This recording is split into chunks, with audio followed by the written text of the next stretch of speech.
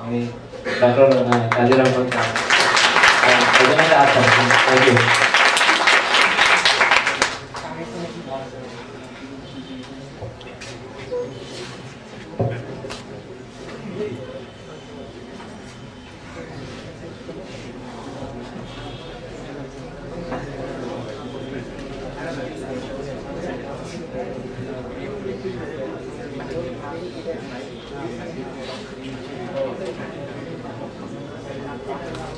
Good afternoon.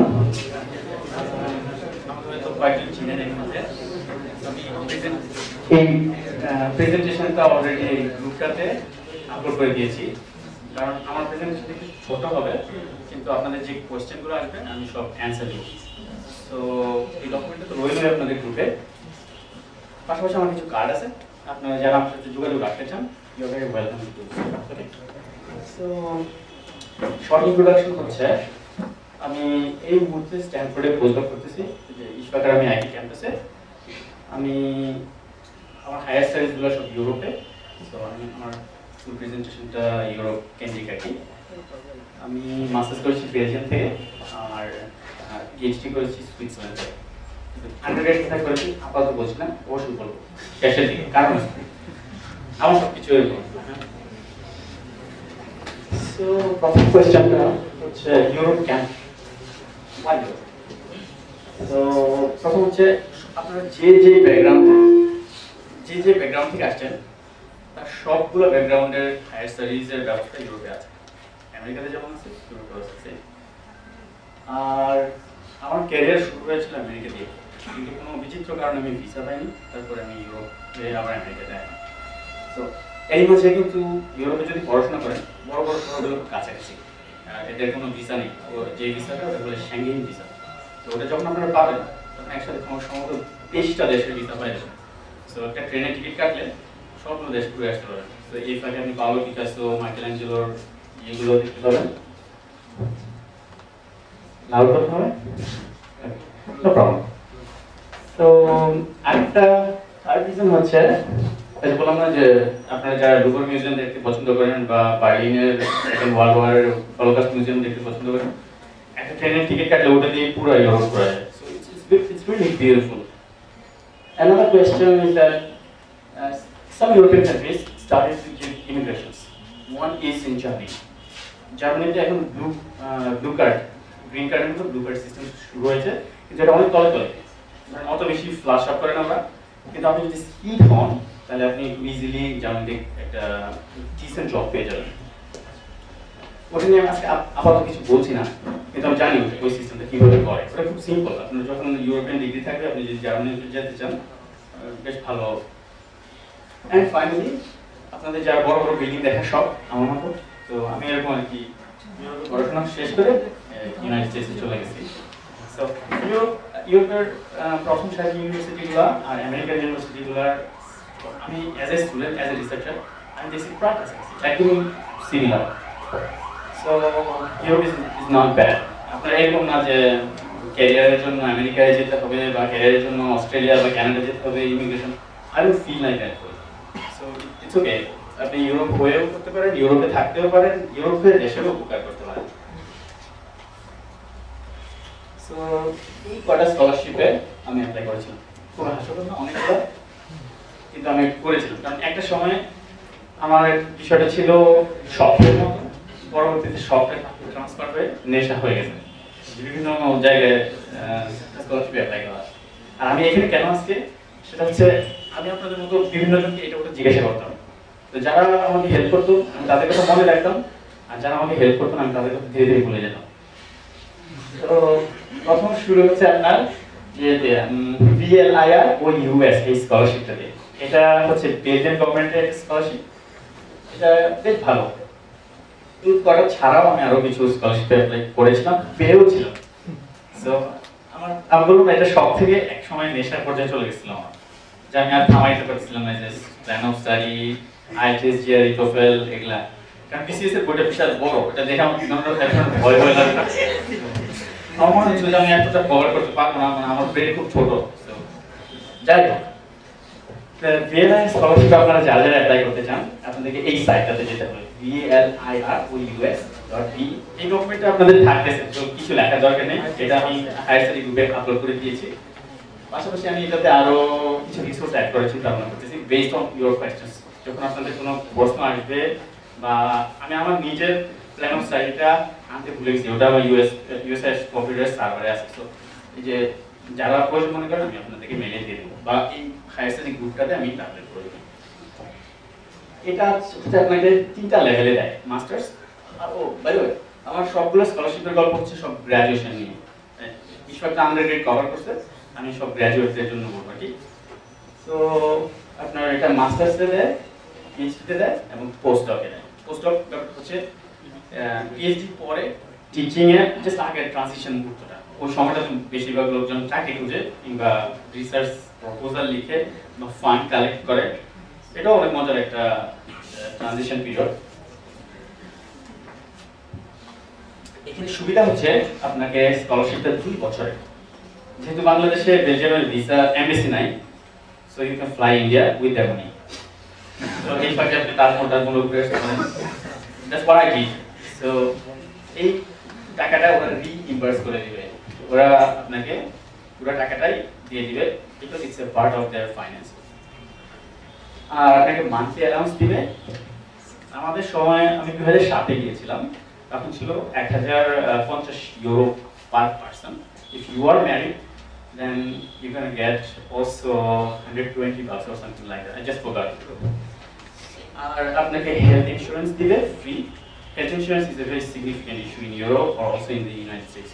কারণ আমরা যেমন ডাক্তারের কাছে যাই কোনো একটা সমস্যা হলে, ওখানে এটা নাই, আপনার ইন্স্যুরেন্স কোম্পানির সাথে আপনার একটা বন্ডে যেতে হবে, একটা সিগনেচারে যেতে হবে। আপনার যদি ধরেন হঠাৎ করে বুক ব্যথা হলো, ধরেন একটা বিরাট একটা কস্ট, ওটা কোম্পানি দিবে আপনাকে, আপনার সামান্য একটা অংশ দিতে হবে আর বাকিটা কোম্পানি দেবে, কিন্তু আপনাকে প্রতি মান্থ পার মান্থ আপনাকে একটা পে করতে হবে। So it's quite lengthy process. এই জিনিসটা পুরোটা এই স্কলারশিপ দায়িত্বটা নিয়ে নেবে। আর একটা অ্যাডভান্টেজ হচ্ছে, প্রথম যখন আপনি বিদেশে যান, প্রতিদিন জানলার পাশে দাঁড়িয়ে চিন্তা করেন ঢাকার প্লেনগুলোর ওঠে না, কিংবা একটা এয়ারপ্লেন দেখলে মনে হয় কখন ফিরে যাবো। এটা সবার ক্ষেত্রে কমন, প্রথম যখন বিদেশে যায় ভারী একটা ব্যাগ নিয়ে। সো এই সমস্যাটা দূর করার জন্য ওরা আমাদেরকে এবং হোম কান্ট্রি ভিজিটে একটা অপশন দেয়।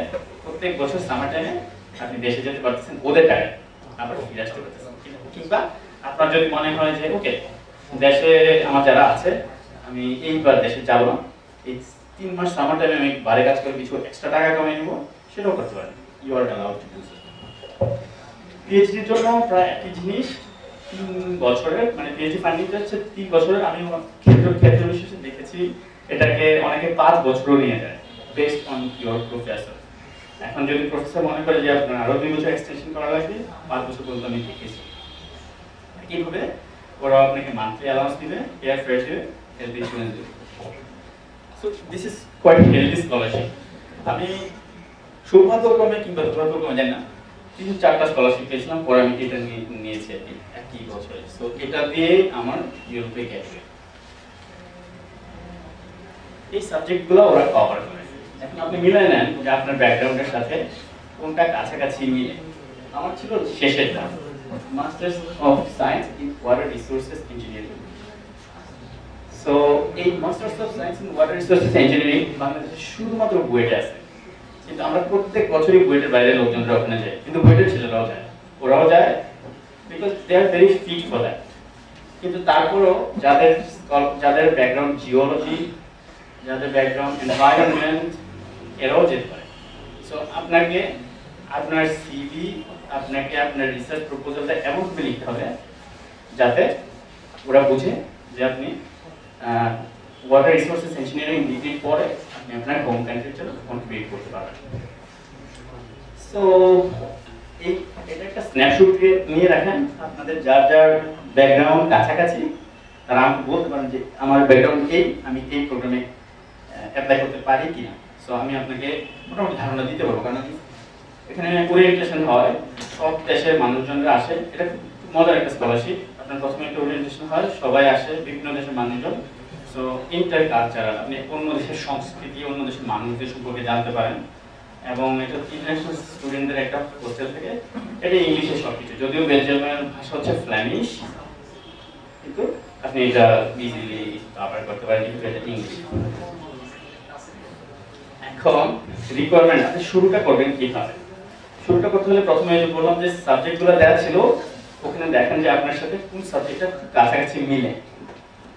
একটা বিষয় অ্যাপ্লাই করা যায় না এই স্কলারশিপটাতে, একটা সাবজেক্টই করতে হবে।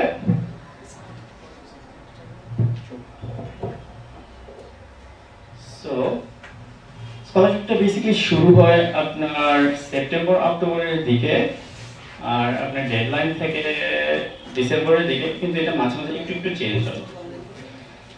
প্রথমে আপনাকে একটা সাবজেক্ট সিলেক্ট করতে হবে।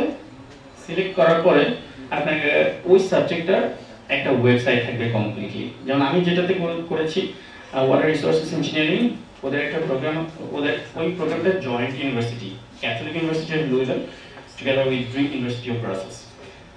ওদের যে স্কলারশিপটা, ওদের একটা কমপ্লিট ওয়েব পেজ আছে, ওখানে অ্যাপ্লিকেশন ফর্ম আছে, পাশাপাশি আপনার ওখানে অ্যাপ্লিকেশন ফর্মের সাথে রিকমেন্ডেশন লেটার অ্যাটাচ করা আছে। এই রিকমেন্ডেশন লেটারগুলো জেনুইন আপনার প্রফেসর অথবা আপনি যে কোনো একটা কনসাল্টিং ফার্মের সাথে যদি জব করেন কিংবা কোনো রিসার্চারের সাথে যদি আপনি টুকটাক কাজ করে থাকেন, নট নেসেসারিলি এটা সবসময় যে আপনার প্রফেসর হতে হবে এরকম কোনো বাধ্যবাধকতা নেই। আপনি যদি কোথাও কোনো একটা কনসালটেন্টের সাথে কাজ করেন বা কোনো একটা ফার্মের সাথে কাজ করেন, দ্যাটস স্টিল ফাইন। ওকে, তারপরে আপনার প্রথমে অনলাইনে সফট কপি পাঠাবেন, তারপরে আপনাকে হার্ড কপি পাঠাতে হবে। হার্ড কপি মানে দেখতে চাই একটা জেনুইন অ্যাপ্লিকেশন ছিল কিনা, সাইনিং টাইনিং সব কিছু থাকে। আর রিকমেন্ডেশন লেটারগুলোতে সিল করা থাকে। সিল করা হচ্ছে আপনার রিকমেন্ডেশন লেটারটা প্রিন্ট আউট করে আপনার প্রফেসরকে দিবেন, উনি ওইটাতে কিছু কিছু কোয়েশ্চেন আছে যে how creative is that student, and then what is his strength, what is his weakness, all this questions. So ওইটা আপনার প্রফেসর ফিল আপ করবে, করে ভাঁজ করে একটা সিল এনভেলপে দিয়ে ওটার উপরে সাইন করে দেবে। সো এখানে কমপ্লিটলি জেনুইন হতে হবে, কিন্তু আপনি যদি কোনো ফ্রড করেন এক পর্যায়ে ঈশ্বর যেটা বলবো এটার জন্য আপনি জেলেও কিন্তু যেতে পারেন। So be careful about if you plan to do any kind of fraud. So ডেডলাইনটা রেসপেক্ট করতে হবে, কারণ আপনার ওদের অনেক অনেক অ্যাপ্লিকেশন আছে, অনেক গার্বেজ অ্যাপ্লিকেশনও আসে, আর অনেক খুব গুছানো অ্যাপ্লিকেশন আছে। ইদানিং বেশি অ্যাপ্লিকেশন আছে চায়না আর ইন্ডিয়া থেকে, কারণ ওদের মানে ইন্টারনেট ফ্যাসিলিটি আমাদের চেয়ে better. So this is the reason. এখন কিসের ভিত্তিতে সিলেকশনটা হয়? ফার্স্ট হচ্ছে আপনার সিভি। এখন সিভি কিন্তু অনেক রকমের। আমার সিএমের সাথে প্ল্যান ছিল যে সিএমকে বলবো, সিএম হচ্ছে এই গ্রুপটার অ্যাডমিন, ও ক্যালিফোর্নিয়াতে গিয়েছিল আমাদের স্ট্যানফোর্ডের ক্যাম্পাসে। আমি ভাবছিলাম ওকে বলবো যে সবাইকে একটা করে সিভি নিয়ে আসতে, সো আমি কুইকলি চেক করে দেবো সিভি কোন কোন পার্টগুলোতে থাকা উচিত না। কারণ আমি বাংলাদেশে থাকার সময় একটা এডিবি ফান্ডের একটা কনসাল্টিং ফার্মে চাকরি করতাম, ওখানে আমাদের সিভির উপর একটা ট্রেনিং দেওয়া হচ্ছিল। সো ওখান থেকে আমি সিভি লেখাটা শিখছি। তারপরে আমি বেশ কয়েকবার ব্রিটিশ কাউন্সিল এবং কয়েকটা ইউরোপিয়ান কমিশনে আমি 6 মাস ইন্টার্ন করছি। ওই সময় আমি সিভিতে কি কি থাকা উচিত ওটা সম্পর্কে ভালো ধারণা পেয়েছি। সো আমার প্ল্যান ছিল, কিন্তু 150টা সিভি দেখার জন্য মতো এনাফ টাইম আমার নেই। আপনারা যারা রিয়েলাইজ করতেছেন, welcome to send me a message. Okay, আপনারা যদি আপনি আমাকে মেসেজ পাঠান, আমি খুব কুইকলি চেষ্টা করবো যত কম সময়ের ভিতরে সম্ভব আপনাকে রিপ্লাই করে দিতে, বা যে মার্কটা আমি রেড মার্ক করে দিব যে এটা it's not sensitive two B here. Definitely academic result মোটামুটি ইম্পর্টেন্ট, কিন্তু ঈশ্বর যেটা বলবো not necessarily the toppest important. আপনাকে এটা সুপার ইম্পর্টেন্ট হতে হবে এমন কোনো কথা নেই, কারণ আপনার এক্সট্রা অর্ডিনারি ক্যারিকুলার দিয়ে ক্যারেক্টারিস্টিক দিয়ে আপনি ওই গ্যাপটা ফিল আপ করতে পারেন। আমার বেসিকলি রেজাল্ট ভালো ছিল না, জাস্ট অ্যাভারেজ স্টুডেন্ট। আমি পরে বলবো আমি কোথা থেকে গ্র্যাজুয়েশন করছি, হ্যাঁ মনে রাখেন। সো একটা মজার ব্যাপার হচ্ছে statement of purpose. Statement of পারপাসের ভিতরে আপনার কিছু পয়েন্ট থাকে, এই পয়েন্টগুলো প্রফেসররা দেখে যে ওখানে আসছে কিনা, যদি না থাকে আপনি ডিসকোয়ালিফাই। আমি পরে লাস্টের স্লাইডটাতে দেখাবো একটা স্টেটমেন্ট অফ পারপাসে কি কি জিনিস থাকা উচিত। ওকে, আর রিকমেন্ডেশনের গল্পটা আমি করে ফেলেছি অলরেডি, যে সিল হইতে হবে, প্রফেসর আপনাকে দিবে, কিংবা প্রফেসর না হলে অন্য কোনো কনসালটেন্ট যদি হয় তাহলে ওনারাও আপনাকে রিকমেন্ডেশন লেটার দিতে পারে। শুধু এটা বেটার হয় যদি আপনার সাথে পরিচয় থাকে। একদম অপরিচিত লোকজনের কাছ থেকে রিকমেন্ডেশন লেটার নেওয়া ঠিক না, এই কারণে যে ওরা মাঝে ফোন করে ভেরিফাই করে you really know him or something like that. So এক্ষেত্রে খুব সাবধান থাকতে হবে।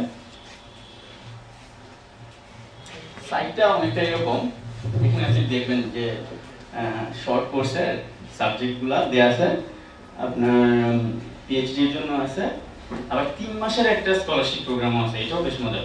ধরেন আপনারা কোনো এখানে যদি কেউ ইয়ং লেকচারার হয়ে থাকেন কোনো ইউনিভার্সিটি, যদি মনে করেন যে আপনার হাতে লম্বা বিদেশ ট্যুরে সময় নাই, তাহলে ওখানে 3 মাসের একটা প্রোগ্রাম আছে, ওটাও বেশ ফান, তো আপনি ওটাতেও যেতে পারেন। আর এটা বেসিক্যালি মাস্টার স্কলারশিপ, ওখান থেকে ওরা ভালো ভালো স্টুডেন্টদেরকে আবার পিএইচডিতে নিয়ে নেয়। সো এটা হচ্ছে মেইন সাইট, এখানে গেলে আপনি ডিটেল ইনফরমেশন পাবেন। আর যেই প্রোগ্রামে যাবেন ওই প্রোগ্রামে আলাদা ইন্ডিভিজুয়াল একটা ওয়েবসাইট থাকবে।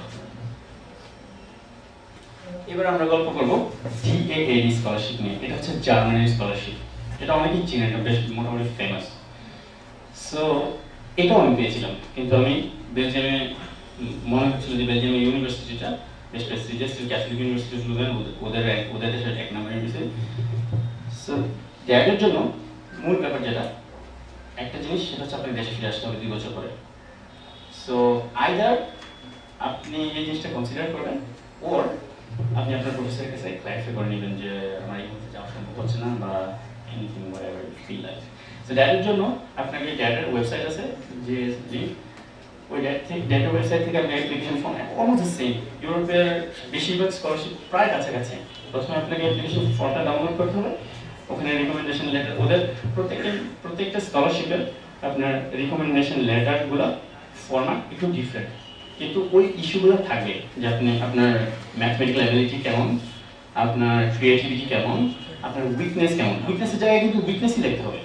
জাস্ট যদি আপনার উইকনেসের জায়গায়ও লেখেন সে ম্যাথসে খুব ভালো, সে ফিজিক্সে খুব ভালো, তাহলে কিন্তু হবে না, কারণ উইকনেসটা দেখতে চায় ওরা যে এই উইকনেসটা ওভারকাম করা যায় কিনা। আমরা যে স্ট্যানফোর্ডের প্রফেসর, সুইজারল্যান্ডের প্রফেসর কাছে লিখছিল যে tell his 1 strong point and 1 weak point. So strong পয়েন্টে সে লিখছে যে সে এনথুজিয়াস্টিক, ক্রিয়েটিভ, আর উইক পয়েন্টের ভিতরে লিখছে যে তার একাডেমিক রাইটারের উপরে আরো কাজ করতে হবে। Even though I have 3 international publications, but still he felt like that I'm still weak in this. So it's okay. একটা মানুষ সব দিকে মানে সুপার হতে পারে না, সো ইটস ওকে। এটা লেখছে তো স্ট্যানফোর্ডের প্রফেসর ভাবছে যে ওকে, যখন ইউনাইটেড স্টেটসে আসবে তখন আমরা ওকে ট্রেন আপ করে ভালো রাইটারের দিকে নিয়ে নেব।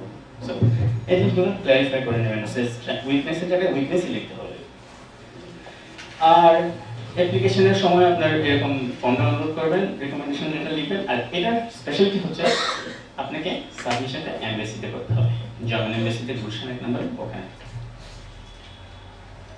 ওয়েবসাইটটা দেখতে অনেকটা এরকম, এটা খুব বিশাল বড় একটা স্কলারশিপ।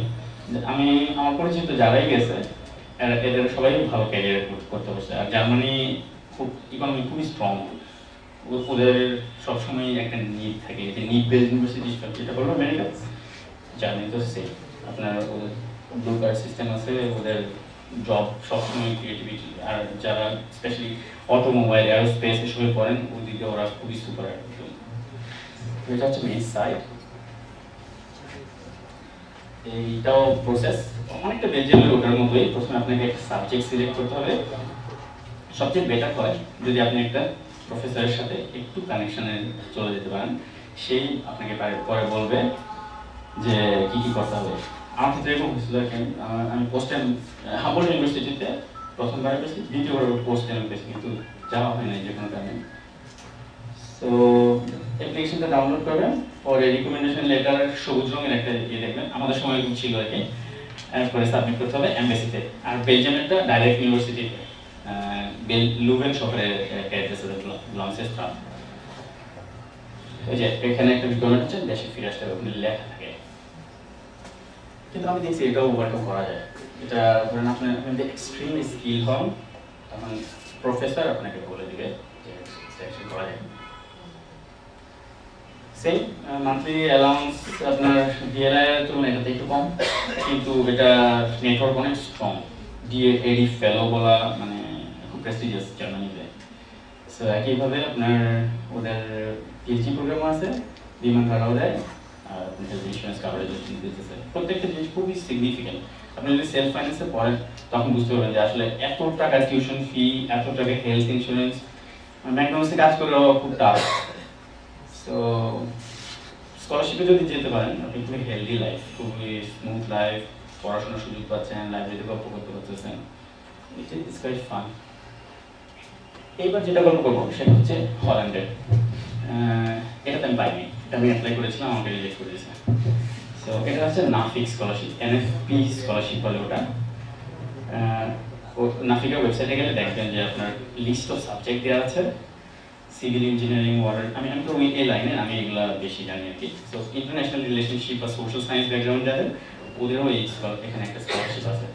সো এরা স্কলারশিপের সাবজেক্টগুলো এমনভাবে দেয় যাতে সবগুলো ফিল্ড কভার করে, যাতে কেউ হিউমিলিয়েট না ফিল করে যে আমি লেজার টেকনোলজি করছি, আমি বোধহয় শুধুমাত্র মসজিদের বস ছাড়া কিছু হতে পারবো না। দ্যাটস নট রাইট, প্রত্যেকটা ফিল্ডের খুব দরকার। আর কেউ কারো চেয়ে খুব বেশি উঁচা কিছু না, এভরিওয়ান ইজ সেম। সো সাবজেক্টগুলোতে দেখবেন আপনি সবগুলো মিলে, law, economics, social science, everything. So খুব একটা ডাইভার্সিটি নাই এই স্কলারশিপগুলোতে, একই সিস্টেম। আপনার অ্যাপ্লিকেশনের টাইমলাইন শুরু হয় সেপ্টেম্বরে, সেপ্টেম্বর হবে আপনার পরবর্তী বছরের জন্য। ধরেন আপনি 2014-তে হল্যান্ড যেতে চান, তাহলে আপনার শুরু করতে হবে 2013 সেপ্টেম্বরে, কারণ আপনার সাবমিশন ডেডলাইন ডিসেম্বর ও আর্লি জানুয়ারি। তারপরে ওনারা এটাকে রিভিউ করবে, মে মাসের দিকে রেজাল্ট হবে। মে মাসের দিকে রেজাল্ট হওয়ার পরে আপনাকে ওরাই বলে দিবে যে ভিসাটা কীভাবে সাবমিট করতে হবে, কী করতে হবে। তখন একজন আপনার প্রত্যেকটা প্রোগ্রামের জন্য একজন করে হিউম্যান রিসোর্স অফিসার থাকে, ওনারাই আপনাকে আগায় নিয়ে যাবে। সো আপনাকে আর কষ্ট করে কোনো কিছু, ইউরোপিয়ান স্কলারশিপগুলো খুব ডিসিপ্লিন, খুবই অর্গানাইজ সবগুলো। বললাম না আসলে ডাইভার্সিটি খুবই কম, সিস্টেমটা একই। আর এটা যারা আপনার ওয়েবসাইট ধরে, মানে ধরেন ইন্টারনেটের ইউজ তো 10-15 বছর আগে, কিন্তু স্কলারশিপ অনেক আগে থেকেই। তখন মানুষ কি করতো, এমবাসিতে যেত, এমবাসি থেকে একটা ব্রোশিওর নিয়ে আসতো, ব্রোশিওরের ভিতরে একটা ফর্ম ছিল, ওই ফর্মটা ফিল আপ করে ডেডলাইন দিয়ে রিকমেন্ডেশনগুলো দিয়ে পাঠিয়ে দিত, এমবাসিতে দিয়ে আসতো। কিন্তু এখন আর সেটা লাগে না, আপনার অনলাইনে সব পাওয়া যাচ্ছে। সো ফর্মাটটা ঠিক আগেরটার মধ্যে আছে, একটা দুটোর মতন লাইনে আসতেছে। সো আপনারা এটা অ্যাপ্লাই করতে পারেন। ফার্স্ট পেজটা এরকম হবে যে NFP scholarship, Netherland fellowship programme. এই নেদারল্যান্ড ফেলোশিপ প্রোগ্রামের আন্ডারে হচ্ছে নাফিক। এখানে বিভিন্ন রকমের স্কলারশিপ আছে, masters, PhD, short term scholarship, everything. একই ভিএলআইয়ের মতোই একই সময়ে আমার কিছু বন্ধু হল্যান্ডে গেছে, আমি গেছি বেলজিয়ামে, আবার আমরা একই ট্রেনে কোনো একটা জায়গায় বেড়াতে গেছি। তো সেম থিং। এটা একটা বিশাল বড় স্কলারশিপ, এটার নাম হচ্ছে ইরাসমাস মুন্ডাস। এটা আপনি যখন এই সাইটটাতে যাবেন তখন দেখতে পাবেন অসংখ্য সাবজেক্ট, প্রত্যেকটা সাবজেক্টের জন্য আলাদা আলাদা ওয়েবসাইট আছে। এটাও আমি পেয়েছিলাম, আমি শুধু নাফিক থেকে রিজেক্ট করে দিয়েছিলাম। সো ইরাসমাস প্রোগ্রামে হচ্ছে আপনার অনেকগুলো সাবজেক্ট আছে, সব ফিল্ড কভার করে, এরোস্পেস থেকে শুরু করে স্যাটেলাইট, ট্রাফিক ইঞ্জিনিয়ারিং থেকে শুরু করে একদম street level, anything whatever subject use সবগুলোতে কভার করে। সো একটা এক্সাম্পল দিয়ে আমি যেটা অ্যাপ্লাই করেছিলাম, প্রথমে এখান থেকে সিলেক্ট করে নিয়েছি যে আমার এই সাবজেক্টটা, এখন হয়তো আপনারা ধারণা করতে পারেন আমার ব্যাকগ্রাউন্ড কি। এই যে নীল জায়গাটা, নীল না এটা দেখতে পাচ্ছেন, ওটা ওই প্রোগ্রামটাতে আমি অ্যাপ্লাই করেছিলাম, egrismundas.edu। সুতরাং আমি বাংলাদেশ এগ্রিকালচার ইউনিভার্সিটি থেকে পাস করেছি। আমি আর কোথাও ভর্তি পরীক্ষা দেই নাই, মোটামুটি একটা স্বপ্ন নিয়ে শুরু করেছিলাম যে আমি ওখানে গ্রাজুয়েশন করবো, ওখানে গ্রাউন্ড ওয়াটারের উপর পড়াশোনা করবো। একটা জিনিস মনে রাখবেন, সবাই কিন্তু সমান। কেউ ধরেন হঠাৎ করে, আমাদের দেশের সিট খুব লিমিটেড, কেউ হঠাৎ করে ভালো একটা স্কুলের চান্স পেয়ে গেল, কখনো মনে করবেন না যে আপনি স্পেশাল কিছু না, প্রত্যেকেই ব্রিলিয়ান্ট, মনে রাখবেন। সুতরাং স্ট্যানফোর্ড, এমআইটি, হার্ভার্ড সব জায়গায় আপনাদের যাওয়ার মতো যোগ্যতা থাকলো। দেখেন আমি এমআইটিতে 3 বছরের একটা প্রজেক্ট পাইছি, স্ট্যানফোর্ডে 2015 মাঝামাঝি পর্যন্ত আমি থাকবো, তারপরে এমআইটিতে যেতে হবে। কিন্তু আমি এখনো ঠিক করে নিই যে আমি কোন দিকে যাবো, এমন হতে পারে বেশি ফেরত। তো যেটা বলতেছিলাম যে আপনারা যারাই আছেন প্রত্যেকেই কেপেবল যে একটা ভালো স্কলারশিপ নিয়ে যাওয়া এবং ভালো স্কলারশিপ নিয়ে সার্ভাইভ করা।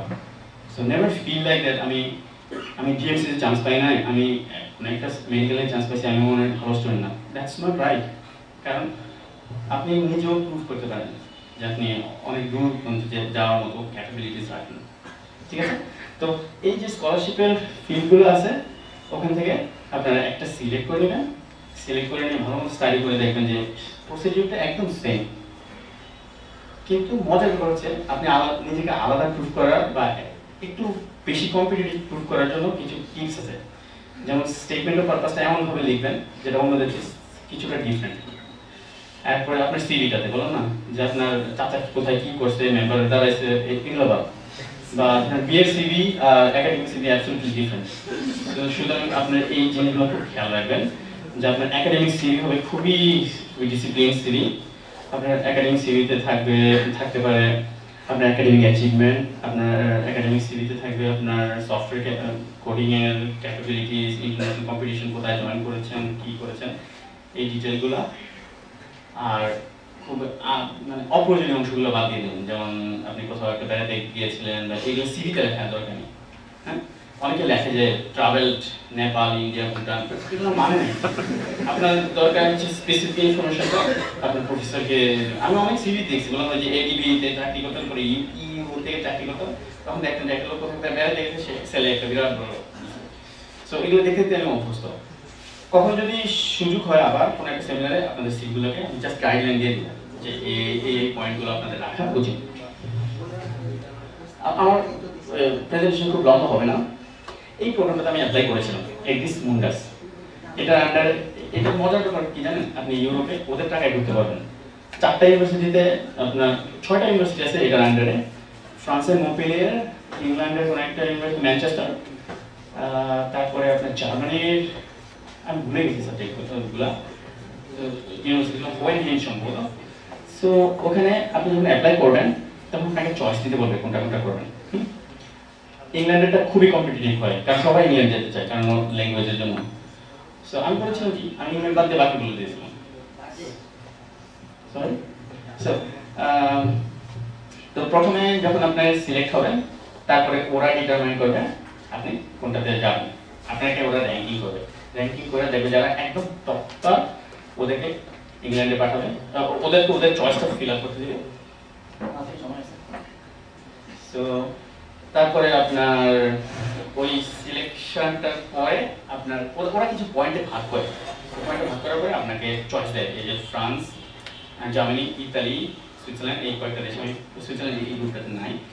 সো আপনি এই কয়েকটাতে আপনি যাবেন কি। এখন যদি আপনার অন্য একটা স্কলারশিপ হয়, ধরুন ডিএলআই এর হয়ে গেলো, আপনি বলবেন যে আমি সরি আমার আরেকটা হয়ে গেছে, আমি এই স্কলারশিপটা যাচ্ছি।